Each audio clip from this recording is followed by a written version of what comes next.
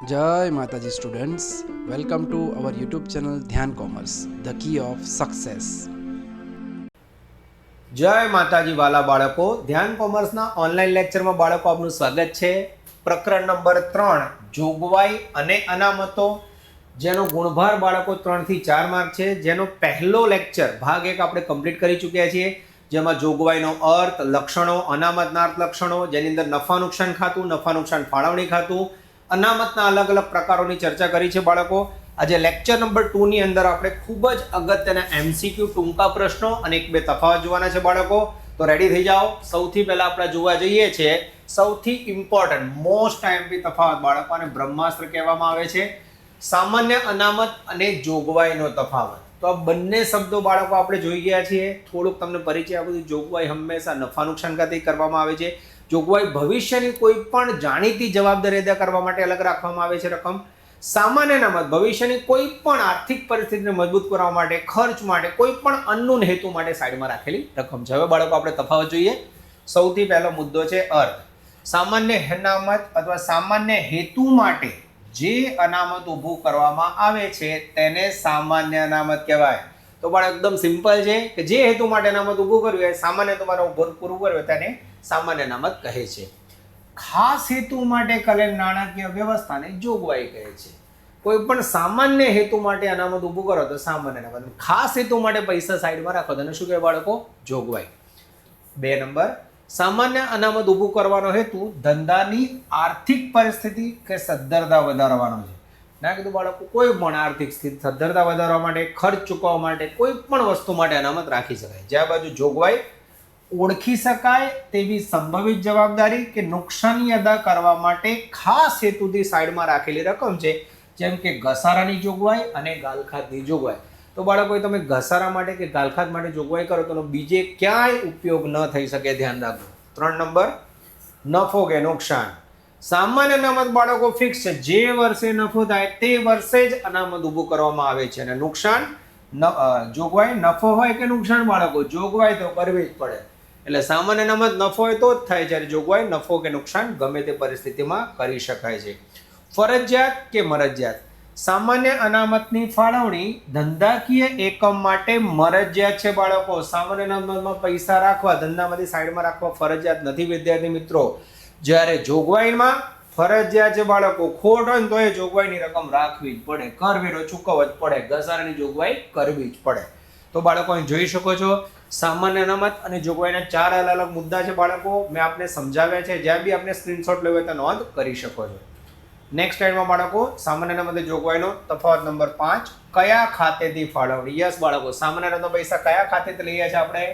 નફા નુકસાન ફાળવણી ખાતેથી, જ્યારે જોગવાઈના પૈસા નફા નુકસાન ખાતામાંથી અલગ રાખવામાં આવે છે, જે બાળકો આપણે પ્રથમ લેક્ચરમાં પણ જોઈ ગયા છે। રોકાણ। સામાન્ય અનામતનું ધંધામાં કે ધંધાની બહાર રોકાણ કરી શકાય છે બાળકો, કારણ એનો હેતુ ફિક્સ નથી, ગમે ત્યાં પૈસા રોકી શકાય। જ્યારે જોગવાઈનું રોકાણ બીજે ક્યાંય ના થાય બાળકો, જોગવાઈનો જે હેતુ માટે ઉપયોગ થાય ત્યાં જ કરી શકાય। ડિવિડન્ડ। સામાન્ય અનામતનો ઉપયોગ ડિવિડન્ડ વહેંચવા માટે કરી શકાય। યસ બાળકો, સામાન્ય અનામતમાંથી ડિવિડન્ડ આપી શકાય છે, જોગવાઈનો ઉપયોગ ડિવિડન્ડ વહેંચવા માટે નથી કરી શકતા, ધ્યાન રાખજો વિદ્યાર્થી મિત્રો। એના પછી 8 નંબરનો મુદ્દો બાળકો આપ હજી સમજી નહીં શકો, કારણ આ પાકું સરવૈયું અને વાર્ષિક હિસાબો શીખ્યા નથી, છતાં બાળકો કરાવી દઉં છું। બાકી જો તમારે તફાવત કરવો હોય તો એમાં 1 થી 7 માંથી જ મુદ્દા યાદ રાખજો। 8મો મુદ્દો, સામાન્ય પાકાશ્રમમાં મૂડી અને દેવા બાજુ અનામત અને વધારાના શીર્ષક હેઠળ લખાય છે। પાકાશ્રમ દેવા બાજુ અનામતો લખાય, જેની અંદર બાળકો સામાન્ય અનામત લખાય, જ્યારે જોગવાઈ સેમ પાકાશ્રમમાં મૂડી દેવા બાજુ જોગવાઈના શીર્ષક હેઠળ મિલકત સામે હોય તો જોગવાઈ મિલકતમાંથી બાદ કરીને દર્શાવવામાં આવે છે। એટલે જોગવાઈ હોય કે અનામત લખાય છે દેવા બાજુ, પણ પેલું અનામત અને વધારાના હેઠળમાં જોગવાઈના, અને ઘણીવાર કેવું થાય પાકાશ્રમમાં કાયમી મિલકતોમાંથી ઘસારો બાદ, એટલે ઘસારાની જોગવાઈ મિલકતમાંથી પણ બાદ કરીને દર્શાવવામાં આવે છે। તો બાળકો 8 મુદ્દા થઈ ગયા। 8મો મુદ્દો થોડોક અનિશ્ચિતતાવાળો છે, એટલે મારા ખ્યાલથી આપ 1 થી 7 મુદ્દા યાદ રાખી અને કોઈ પણ 4 મુદ્દા એક્ઝામમાં લખી શકો છો 4 ગુણ માટે। નેક્સ્ટ જોઈએ છે બાળકો સામાન્ય અનામત અને મૂડી અનામત વચ્ચેનો તફાવત। આ બાળકો થોડોક ઓકવર્ડ ડિફરન્સ છે, અત્યાર સુધી જનરલી કોઈ પણ સ્કૂલમાં પૂછાયો નથી, અને પૂછાય તો બહુ ઓછી શક્યતા છે, આને કહી શકે બ્રિટાનિયા 50-50 ચાન્સીસ। ચાલો જોઈ લઈએ બાળકો। પહેલો મુદ્દો અર્થ। તો સૌથી પહેલા સામાન્ય અનામત આગળ આવી ગયો છે. સામાન્ય હેતુ માટે જે અનામત ઊભું કરવામાં આવે, આર્થિક સ્થિતિ મજબૂત બનાવવા માટે જે અનામત ઊભું કરવામાં આવે એને આપણે સામાન્ય અનામત કહીએ છીએ. આ બાજુ મૂડી નફામાંથી જે અનામત ઊભું કરવામાં આવે તેને મૂડી અનામત કહેવાય છે. મૂડી નફાનો અર્થ યાદ છે ને, આગળ આવી ગયો છે પહેલા લેક્ચરમાં. જે નફો કોઈ લાંબા ગાળાની મિલકત વેચતા થાય એને મૂડી નફો કહેવાય. એનામાંથી અલગ રાખેલી રકમ મૂડી અનામત. ચાલો 2 નંબર, કયા ખાતેથી ફાળવણી? સામાન્ય અનામતની ફાળવણી નફા નુકસાન ફાળવણી ખાતામાંથી થાય છે. મૂડી અનામતની ફાળવણી મૂડી નફામાંથી થાય છે. ધ્યાન રાખજો બાળકો, મૂડી નફો મૂડી અનામતમાંથી અને સામાન્ય અનામત નફા નુકસાન ફાળવણી ખાતામાંથી. ઉપયોગ: સામાન્ય અનામતનો કોઈ પણ હેતુમાંથી ઉપયોગ ધંધાના વિકાસ માટે, ડિવિડન્ડ વેચવા માટે, કોઈ પણ આકસ્મિક જરૂરિયાત માટે કરી શકાય.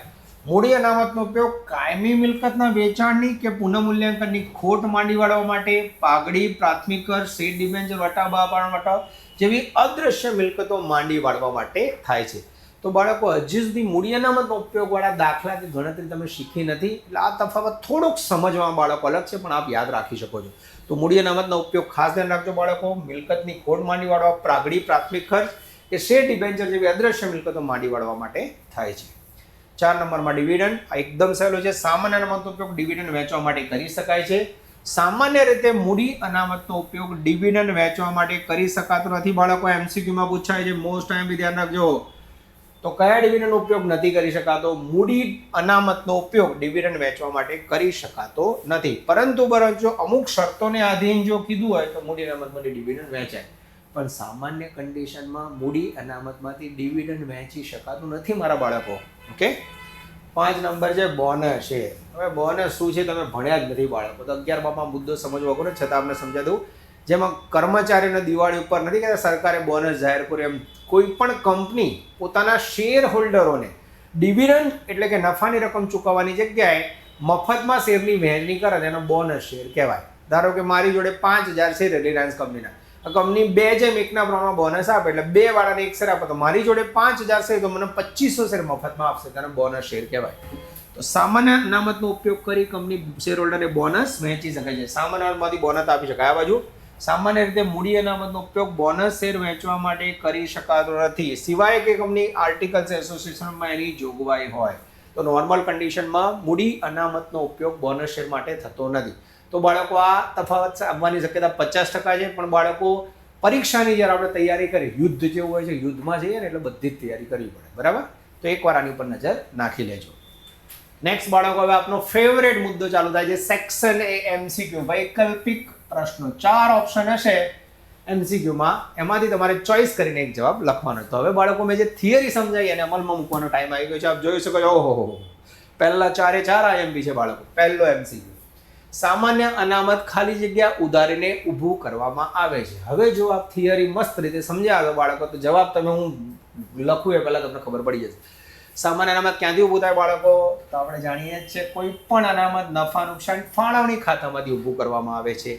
જોગવાઈ ક્યાંથી ઊભી કરવામાં આવે છે બાળકો? તો જોગવાઈની રકમ નફા નુકસાન ખાતામાંથી વિદ્યાર્થી મિત્રો ઊભી કરવામાં આવે છે. 3 નંબર, ખાલી જગ્યા ખાતું અનામતનું રોકાણ ધંધાની બહાર કરેલ છે તે દર્શાવે છે. અનામત ભંડોળ, મોસ્ટ ટાઈમ ભાઈ, ધંધાની બહાર રોકાણ કરો અનામતનું, તેને શું કહેવાય બાળકો? અનામત ભંડોળ. ચાલો 4 નંબર છે વિદ્યાર્થી મિત્રો, ખાલી જગ્યા બાકીનો ઉપયોગ કંપની સામાન્ય રીતે ડિવિડન્ડ વહેંચવા માટે કરી શકતી નથી. ડિવિડન્ડ વહેંચવા માટે હમણાં જ આવી ગયું બાળકો, મૂડી અનામત. યસ, મૂડી અનામતનો ઉપયોગ ડિવિડન્ડ વહેંચવા માટે થતો નથી એવું કહી શકાય. બાળકો વિડીયો પોઝ કરી જ્યાં આપણે સ્ક્રીનશોટ લેવો હોય ત્યાં લખી શકો છો. નેક્સ્ટ સ્લાઇડમાં બાળકો એમસીક્યુ આગળ વધારી છે. 5 નંબરનો એમસીક્યુ, ખાલી જગ્યા ઊભું કરવું ધંધા માટે યોગ્ય નથી. ગુપ્ત અનામત, મેં કીધું બાળકો, જાણી જોઈને ખર્ચા ઓછા બતાવવા, આવક વધારે બતાવી અથવા આવક ઓછી બતાવી, ગડબડ ગોટાળા કરી ધંધાકીય પૈસા ગુપ્ત રીતે સાઈડમાં રાખે ને ગુપ્ત અનામત કહેવાય. તો આ બાળકો હિસાબોમાં બતાવવામાં આવતું નથી, એટલે એને રાખવું યોગ્ય નથી. 6 નંબરનો એમસીક્યુ છે બાળકો, કયું અનામત મૂડી નફામાંથી ઊભું કરવામાં આવે છે? એકદમ ઇઝી બાળકો, મૂડી મેચિંગ. મૂડી નફામાંથી કયું અનામત ઊભું થાય? મૂડી અનામત. 7 નંબરનો એમસીક્યુ છે બાળકો, કડી સંકુલમાં આવી ગયો છે, ધ્યાન રાખજો. ધંધાની કોઈ લાંબા ગાળાની જવાબદારી ચૂકવવા માટે કયું ફંડ અનામત ઊભું કરવામાં આવે છે? લાંબા ગાળાની જવાબદારી માટે જે અનામત ઊભું કરવામાં આવે એને કહેવાય સિંકિંગ ફંડ. ડિબેન્ચર એટલે કે બેંક લોનની જેમ દેવું ચૂકવવા માટે ડિબેન્ચર પર હતી, પણ બધા જ લાંબા ગાળાના દેવા ચૂકવવા માટે સિંકિંગ ફંડ આવશે. 8 નંબરમાં છે વિદ્યાર્થી મિત્રો, કોઈ ખાસ હેતુ માટે રાખેલ અનામતને કયા અનામત તરીકે ઓળખવામાં આવે છે? ધ બીજી છે બાળકો વિશિષ્ટ અનામત. તો આપ જોઈ શકો છો 1 થી 8 એ 8 MCQ IMP છે બાળકો, એકદમ આરામથી આપ ઓપ્શન સિલેક્ટ કરી શકો છો. ચાલો 9 નંબરમાં જોઈશું બાળકો, નીચેનામાંથી કઈ વિગત જોગવાઈ તરીકે ઓળખાય છે? તો બાળકો જો મૂડી અનામત એક પ્રકારનું અનામત છે, કારીગર અકસ્માત ભંડોળ વિશિષ્ટ અનામત છે, મૂડી અનામત છે. અહીંયા બાળકો સાચો જવાબ આવશે મારા ખ્યાલથી કારીગર નફા ભાગ ભંડોળ. ભૂલથી બાળકો અહીંયા બે ઓપ્શન એકના આવી ગયા છે, પણ કારીગર નફા ભાગ ભંડોળ એ કર્મચારીને નફામાંથી રકમ ચૂકવવાની હોય છે બાળકો. તો નફા ભાગ ભંડોળ એ ધંધા માટે દેવું છે, જોગવાઈ છે, ખાસ ધ્યાન રાખજો. 10 નંબર, કયું અનામત સામાન્ય હેતુ માટે, ખાસ હેતુ માટે નહીં, નફા નુકસાન ફાળવણી ખાતર ઉભો રહો?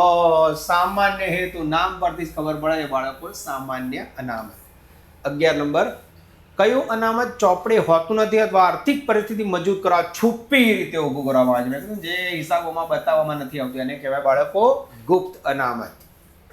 12 નંબર, કયા પ્રકારના અનામતમાંથી બોનસ શેર આપી શકાય બાળકો? તો એ સામાન્ય અનામત જ છે જેમાંથી કોઈ પણ ઉપયોગ કરી શકાય, એનો ખર્ચ ચૂકવવા માટે, દેવું ચૂકવવા માટે કે બોનસ શેર માટે ઉપયોગ કરી શકાય. 13 નંબર, વેરી ઇમ્પોર્ટન્ટ, ઘસારાની વધારે જોગવાઈ કરવાથી કયું અનામત ઊભું થાય છે? ઘસારો જેટલો એના કરતાં વધારે લખો બાળકો, તો જાણી જોઈને ખર્ચો વધારે લખો, દેવું વધારે લખો, તો કયું અનામત ઊભું થાય? ગુપ્ત અનામત. This is very important. તો અહીં બાળકો આપના 13 MCQ પૂરા થાય છે. નેક્સ્ટ સ્લાઇડમાં જોઈશું બાળકો સેક્શન બી, જેમાંથી બાળકો ટૂંકમાં પ્રશ્ન 1 માર્કની અંદર જે મેં આપને MCQ સમજાય એમાંથી જ હવે ટૂંકો પ્રશ્ન નીકળે છે. જોઈએ કઈ રીતે ટૂંકો પ્રશ્ન 1 માર્કમાં પૂછી શકાય. ટૂંકા પ્રશ્નમાં પહેલો પ્રશ્ન છે અનામતના પ્રકારો. બાળકો આપણે જોઈ ગયા છે અનામતના મુખ્યત્વે 2 પ્રકાર છે, મહેસૂલી અનામત અને મૂડી અનામત. 2 નંબરમાં છે મોસ્ટ ટાઈમલી પ્રશ્ન, અનામત ભંડોળ એટલે શું? ધંધાની અનામતમાં રાખેલી રકમનું ધંધાની બહારની જામીનગીરીમાં રોકાણ કરવામાં. શબ્દ હોય છે ધંધાની બહાર રોકાણ. ધંધાની બહાર રોકાણ કરો તેને કહેવાય અનામત ભંડોળ.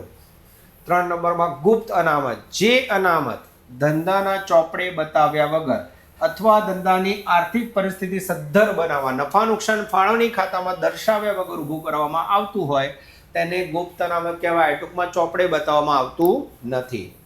4 નંબર, કાયમી મિલકતના વેચાણની ખોટ માંડી વાળવા માટે કોનો ઉપયોગ થાય? તો કાયમી મિલકતમાંથી જે નફો થાય એને મૂડી નફો કહેવાય, અને ખોટ માટે જે અનામતનો ઉપયોગ થાય એને મૂડી અનામત કહેવાય. તો મૂડી અનામતમાંથી બાળકો આપણે કાયમી મિલકતની ખોટ માંડી વાળી શકીએ છીએ. તો બાળકો અહીંયા પણ આપ સ્ક્રીનશોટ લઈ શકો છો.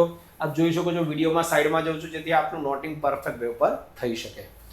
ચાલો નેક્સ્ટ છે 5 નંબરનો MCQ બાળકો, 5 નંબરનો ટૂંકો પ્રશ્ન, જોગવાઈના 4 ઉદાહરણ આપો. મેં તમને બાળકો લેક્ચર સ્ટાર્ટ થયું પહેલું ત્યારે જ કીધું જોગવાઈનો અર્થ અને 4 ઉદાહરણ તૈયાર રાખજો, 2 માર્કમાં પૂછી શકાય છે. જોગવાઈના 4 ઉદાહરણ જોઈ શકો છો. પહેલું ઘસારાની જોગવાઈ, કાલખાતની જોગવાઈ, કરવેરાની જોગવાઈ અને સમારકામ નવીનીકરણની જોગવાઈ. નેક્સ્ટ પ્રશ્ન છે બાળકો, અનામત એટલે શું? ભવિષ્યમાં ધંધાની સદ્ધરતા વધારવા કે આકસ્મિક નુકસાન કે જવાબદારીને પહોંચી વળવા માટે નફામાંથી ફાળવેલી રકમ એને અનામત કહેવામાં આવે છે. અહીંયા બાળકો રકમ શબ્દમાં ર જોડે હોવો જોઈએ, થોડુંક દૂર થઈ ગયો છે. ઓકે. 7 નંબરમાં છે મૂડી નફાનો અર્થ આપી મૂડી નફાના 4 ઉદાહરણ આપો. તો ઓલરેડી બાળકો આપણે થિયરીમાં આગળ જોઈ ગયા છે, કોઈ પણ લાંબા ગાળાની મિલકત જેવી કે જમીન, મકાન, ફર્નિચર વેચતા જે નફો થાય તેને મૂડી નફો કહેવાય. મૂડી નફાના 4 ઉદાહરણ જુઓ બાળકો. આ ક્યાંય હજી સુધી પૂછાયો નથી, અલગ પ્રશ્ન છે, ધ્યાન આપજો. કાયમી મિલકત અને રોકાણો વેચતા થયેલ નફો, કાયમી મિલકતના પુનઃમૂલ્યાંકનનો નફો, કંપનીના શેર કે ડિબેન્ચર બહાર પડતા મળેલ પ્રીમિયમ, કંપનીનો નોંધણી પહેલાનો નફો. This is very important. તો બાળકો 4 ઉદાહરણનો ઉપયોગ બહુ જ ઓછો પરીક્ષામાં થાય છે, કારણ કે તમે આનો ઉપયોગ હજી શીખ્યા જ નથી, છતાં પણ અહીંયા અર્થ અને ઉદાહરણ યાદ રાખી શકો છો. નેક્સ્ટ સ્લાઇડમાં જોઈશું બાળકો પ્રશ્ન નંબર 8, મહેસૂલી અનામત કોને કહેવાય? તો બાળકો ધંધાની રોજબરોજની જે કંઈ ખરીદ વેચાણની આવક થાય છે, રોજબરોજની જે આવક છે એને મહેસૂલી નફો કહે. મહેસૂલી નફામાંથી સાઈડમાં રાખેલા પૈસા મહેસૂલી અનામત છે. જોઈ લો, જે નફો માલના ખરીદ વેચાણ ધંધાની અન્ય પ્રવૃત્તિમાં બધો તેને મહેસૂલી નફો કહે છે. આ મહેસૂલી નફામાંથી જે અનામત ઊભું થાય તેને મહેસૂલી અનામત કહે છે. વિશિષ્ટ અનામત નામથી જ ખબર પડે છે બાળકો, જ્યારે કોઈ ચોક્કસ હેતુ માટે મહેસૂલી નફામાંથી નફા નુકસાન ફાળવણી ખાતું ઊભું કરવામાં આવેલું અનામત એને ખાસ કે વિશિષ્ટ અનામત કહે છે. એનો હેતુ ચોક્કસ હોય છે બાળકો. જે 5 અનામત આપણે જોઈ ગયા છે. વિશિષ્ટ અનામતના 4 ઉદાહરણો હમણાં જ કહું છું, 5 જોઈ ગયા, 4 નામ આવી ગયા. જો ડિવિડન્ડ સમતુલા ભંડોળ, ડિવિડન્ડ ચૂકવવા માટે, ડિબેન્ચર પરત નિધિ, ડિબેન્ચરના નાણાં ચૂકવવા માટે, રોકાણ વધઘટ ભંડોળ, રોકાણનું નુકસાન સેટઅપ કરવા માટે, અને સિંકિંગ ફંડ, કોઈ પણ લાંબા ગાળાનું દેવું ચૂકવવા માટે. નેક્સ્ટ સ્લાઇડમાં બાળકો જોઈશું MCQ number 11, very important, sorry short question number 11, very important.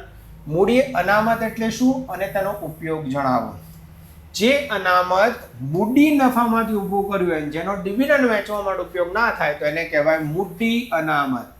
મૂડી નફામાંથી એટલે કે કાયમી મિલકતના વેચાણમાંથી ઊભું થયેલું અનામત. હવે 4 ઉદાહરણ. પહેલું ઉદાહરણ, મૂડી નુકસાન માટેવા માટે ઉપયોગ થાય છે. અવાસ્તવિક મિલકતો જેમ કે પ્રાથમિક ખર્ચ, માંડીવાળો માટે ઉપયોગ થાય છે. અને 3 નંબર, જો કંપની આર્ટિકલ્સમાં જોગવાઈ હોય તો બોનસ શેર માટે પણ ઉપયોગ કરી શકાય છે. અદ્રશ્ય મિલકતો જેવી કે પાઘડી, પેટન્ટ કે કોપીરાઇટ માટે પણ તેનો ઉપયોગ થઈ શકે છે. તો બાળકો આ પ્રશ્ન ક્યાં કોઈ એક જ સ્કૂલમાં આવી ગયેલો છે. અર્થ અને 4 અલગ અલગ ઉપયોગ આપ યાદ રાખશો. 12 નંબર, મહેસૂલી અનામતના પ્રકારો. 3 પ્રકાર છે બાળકો, સામાન્ય અનામત, વિશિષ્ટ અનામત અને ગુપ્ત અનામત. સામાન્ય અનામત જેનો ગમે તે ઉપયોગ કરી શકાય, વિશિષ્ટ અનામત જેનો ખાસ હેતુ માટે ઉપયોગ થાય, ગુપ્ત અનામત જે ધંધાકીય એકમમાં ચોપડે બતાવ્યા વગર ઊભું કરવામાં આવે છે. નેક્સ્ટ છે બાળકો, હવે બાળકો એક સ્કૂલમાં પૂછેલો છે, ક્યાંય તમારી ટેક્સ્ટ બુકમાં નથી તો અલગ જ સ્કૂલના પ્રશ્નો પણ મેં લઈ લીધા છે, જેથી આપણે કોઈ નુકસાન ન થાય. કયું અનામત દેવાદારો પર સકમન લેણા માટે ઊભું કરવામાં આવે છે? દેવાદારોમાં સકમન લેણા માટે જે અનામત ઊભું કરવામાં આવે બાળકો, એને આપણે ઓળખીએ છીએ ગાલખાદ અનામત તરીકે. તો બાળકો મોસ્ટ પ્રોબેબલી જોગવાઈ અને અનામતનું 90% કામ થઈ ગયું છે બાળકો. નેક્સ્ટ સ્લાઇડમાં હવે આપ છેલ્લો પ્રશ્ન જોવા જઈ રહ્યા છો. 14 નંબર, નીચે દર્શાવેલી રકમો નફામાંથી ફાળવવામાં આવી છે, તેમાંથી અનામત કે જોગવાઈને અલગ પાડીને જણાવો. તો બાળકો ઘણા વિદ્યાર્થીને ખબર જ નહીં પડી, કેમ કે અનામત શબ્દ પાછળ આવતો હોય ને તો એને જોગવાઈ પણ કહેવાય ને અનામત પણ કહેવાય. એટલે અનામત કયું અને જોગવાઈ કયું આપણે સમજીએ. તો અહીં 10 ઉદાહરણ છે બાળકો. સકમન લેણામાં ડિબેન્ચર પરતનિધિ, ઘસારા ભંડોળ, કામદાર અકસ્માત ભંડોળ, દેવાદાર વટાવાના, ડિવિડન્ડ સંતુલા ભંડોળ, મૂડી અનામત. હવે જોઈએ બાળકો અનામતો કોને કહેવાય. ફરી જોજો, ડિબેન્ચર પરતનિધિ. યસ, આ ડિબેન્ચર પરતનિધિ એ ડિબેન્ચરનું દેવું ચૂકવવા માટેનું અનામત છે. એના પછી કામદાર અકસ્માત ભંડોળ, કામદારોની અકસ્માતની રકમ ચૂકવવાનું અનામત છે. ડિવિડન્ડ સમતુલા ભંડોળ, ડિવિડન્ડ ચૂકવવા માટેનું અનામત છે. મૂડી અનામત, મૂડી નફામાંથી રાખવામાં આવી છે. સામાન્ય અનામત કોઈ પણ હેતુ માટે ઉપયોગ થાય છે. મૂડી પરત અનામત, આ ધ્યાન રાખજો બાળકો, આ બધા અનામત છે. જોગવાઈ કોને કહેવાય? બાકી બધા શકમન લેણા અનામત, આ જોગવાઈ છે. જો પાછળ ભલે અનામત શબ્દ, આ ધ્યાન રાખો, આમાં ખબર પડે, અહીંયા જ બાળક કન્ફ્યુઝ થાય છે. શકમન લેણા અનામત એટલે ગાલખાદ અનામત, દેવાદારને ગાલખાદનું નુકસાન પહેલેથી રાખવા માટે જે જોગવાઈ થાય છે એને ગાલખાદ અનામત, શકમન લેણા અનામત. ઘસારા ભંડોળ, તો અહીં બાળકો ઘસારાની જોગવાઈ છે. દેવાદાર પર વટાવ અનામત, દેવાદાર કોઈક વાર વટાવ ડિસ્કાઉન્ટ માંગે એનું અનામત છે.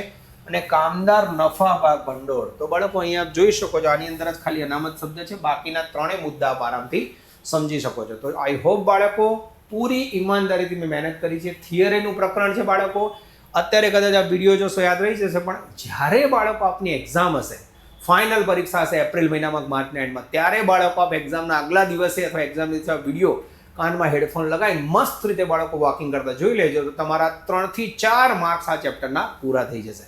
તો બાળકો અહીં સુધી રાખીએ છીએ. મહેનત કરતા રહો વિદ્યાર્થી મિત્રો. હું આ રીતે તમારા માટે બીજા વિડીયો પણ બનાવતા રહીશ, પણ સાથે આપનો સપોર્ટ જોઈશે બાળકો. આપ લાઈક આપતા રહેજો, ચેનલ સબસ્ક્રાઇબ કરજો અને આપના બાકીના મિત્રોને પણ વિડીયો મોકલજો. Take care, all the best. જય માતાજી. Please like, subscribe, share and press bell icon for notification. Thank you.